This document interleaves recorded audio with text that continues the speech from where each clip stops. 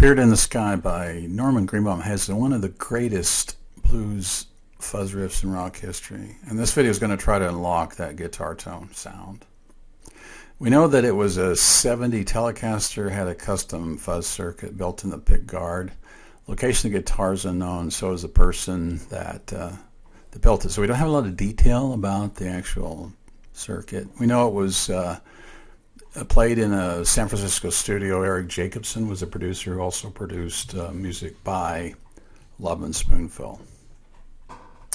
The song is in the key of A, and I'm using a couple of tools to help analyze music. First, a tone that's the equivalent to the A note on the 5th fret, 6th string, and then that generates a frequency spectrum that's in transcribed software overlaid on a piano keyboard. You can see the red bar, the red arrows show where the range of guitar notes would typically fall. Open 6th string all the way up to 1st string on the 20th fret. Same A2 note again, but this time it's on a Fender Stratocaster. 5th fret, 6th string, and in addition to the root note, we get a nice series of harmonics that you get from a guitar. This is coming directly into software that I'm using, a DAW called Reaper. Not yet going through mic or amp, that will come later. An important part of this music is a harmonic series. It's been studied for centuries, and it has some interesting properties. The first 10 partials fall in the Mixolydian scale. It's gained prominence in jazz, blues, rock. Partials 8 through 14 are the acoustic scale used by 19th and 20th century composers Claude Debussy and Stravinsky. It's also in this acoustic scale that's the 6-note mystic chord that Alexander Scriabin used and considered his music a gateway to the heavens. You can see all the partials in the higher octaves. It's because our hearing is exponential and the series is linear. And composers like Carl Dahlhaus mentioned that these notes in the higher ranges are of not much use, but it hasn't stopped artists like Jimi Hendrix or technical support from Roger Mayer to use this scale. And as we add another note, you can see all the partials. The question is, how do we get harmony in this range?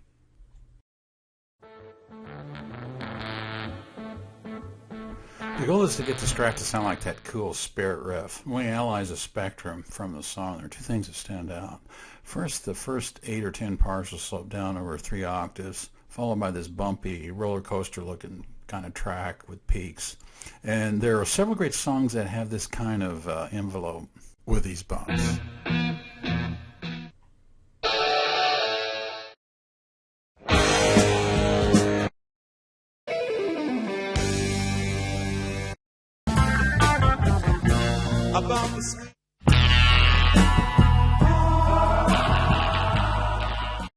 If you recall, in the intro of the video was an image, and up to now I haven't really mentioned it. It's the Sinc Function. And when I first saw the spectrum for the Spirit song, it was my first impression that perhaps there's a link between the two, and if there is, maybe it can help us figure out how to play the song. It's more common in math and digital signal processing.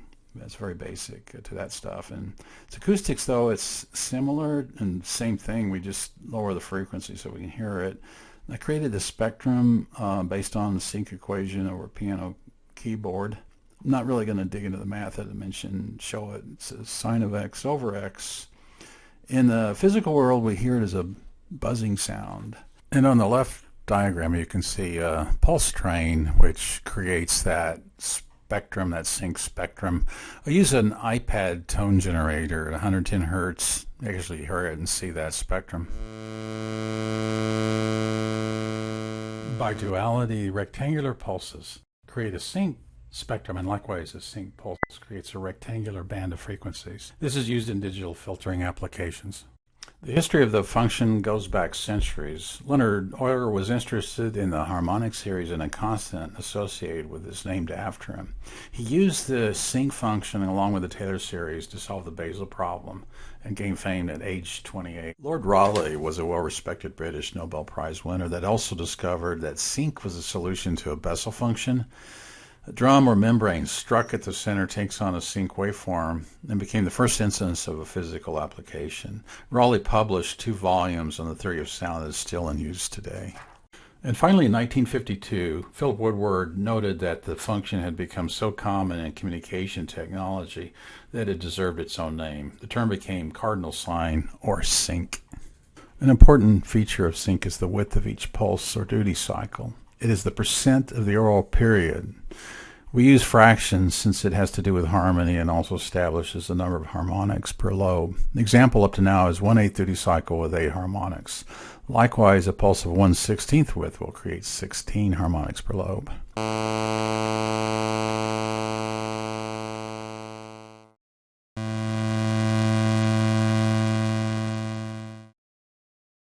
So you think, so what? Well, here's the cool part. As long as the duty cycle falls as an even fraction, 1/4, 1/8, 1/16, 1/32, so on, the lobes in the upper range peak at notes of a dominant 7th chord.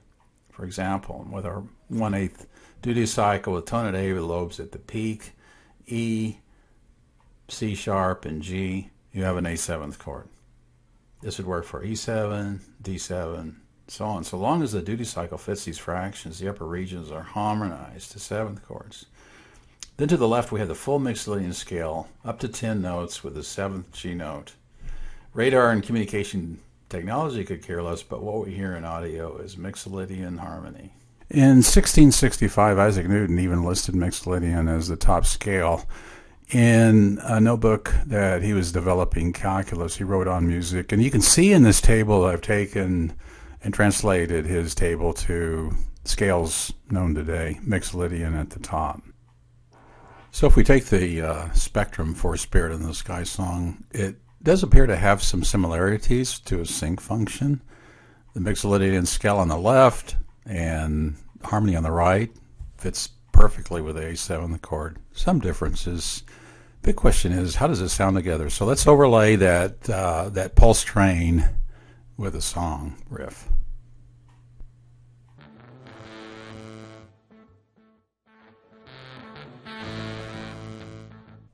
Okay, so would overdrive, distortion, or a fuzz pedal fit best here? And what's the difference?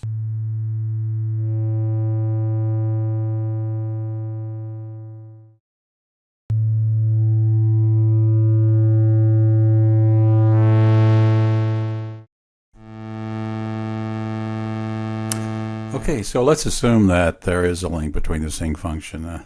No surprise that the mini fuzz face seems to match that Sinc function, and you can see the difference between the three types of pedals. This fuzz pedal has got that pulse train, which gives us that Sinc function. But there's a couple of problems, and first off, the pedal that I have is a geranium. It's a little bit sharp. You can see on the D and G sharp notes don't quite fit the A7 chord. And the second issue is it's not that 12.5% duty cycle, it's closer to something like 25%. So I have a couple of other fuzz pedals, Silicon, the Hendrix, and tried to see if they had some differences. They're all very similar. However, the Silicon seemed to be the most harmonious, that is closest to that 25% number that we're looking for, which gives us that A7th chord. One thing I noticed, that duty cycle seems to be inherent in the pedal. And if we look at the Silicon spectrum a little closer, you can see you've got that 25% duty cycle for harmonics and also that A7th chord. In the beginning, Norman Greenbaum mentioned that they had set up mics and amps just right. Let's see what effect that has on this tone.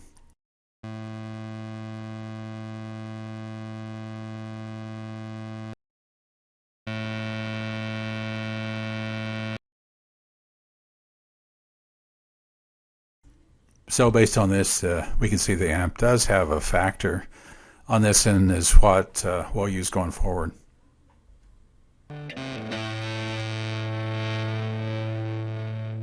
And we can hear the fuzz pedal and guitar amp together.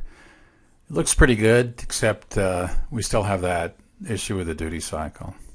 So ideally, the best thing at this point would be to have, I think, one pedal that matches that duty cycle to get this song right. I don't have that, so I'm going to try another strategy, which would be basically add a lot of harmonics and then try to use EQ to shape that to something that might be similar to the song. So to do that, I'm going to add a pedal called Freqout. It's by Digitech, and it works really well with a mini fuzz. You can see that it adds the sub-harmonic, and then the pedance really matches this well. Also using an EQ that's a Carl Martin preamp, and use that to help shape that waveform. 3-band parametric EQ, and I use the 3 frequencies that you see there to kind of get that low bright. Then I have an MXR 10-band EQ that I add, which helps fine-tune that, and use a software plug-in by ProQ FabFilter, and by playing the song and then the input, I can fine-tune this, try to match the frequency response of the guitar as an input over the actual song. And then I have a Echoplex delay pedal. Use this in some effects and kind of in the lead area. You can see how it adds dynamics to the sound. And so this is the setup. The best approach would be to have one fuzz pedal that had the right duty cycle, but don't have that. So with this, you can see how the frequency response, how the waveform compares to the song, and also how it sounds. Thanks for listening.